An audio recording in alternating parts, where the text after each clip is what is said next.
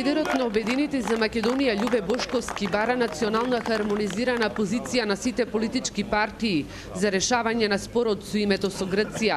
Бошковски вели дека овој предлог на неговата партија е со цел во земјава да нема поделби на предавници и патриоти.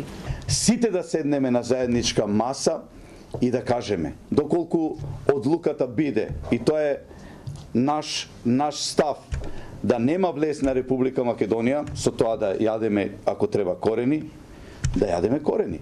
Ако сметаме дека треба да направиме одредени оставки, да нема триумфализми, да нема поразени и победени, да не може една политичка фигура да излезе и да зборува за патриотизмот и дека тој е тобоже единствениот патриот во оваа држава, а сите други се предавници. Бошковски денеска во Штип пред своето членство потенцираше дека раководството на ВМРО-ДПМН е деновиве на теренот е премногу активно и според него се подготвува за предвремени парламентарни избори. Доколку на земјава годинава и се случат избори, Обединети за Македонија сами ќе настапат. За предизборни коалиции не станува збор.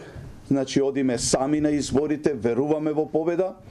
После изборите сигурен сум дека нема да коалицирам со Никола Груевски. Доколку Никола Груевски како поразен на изборите си поднесе истиот ден оставка, тогаш ние може да разговараме со членството на ДПМН за одредена коалиција.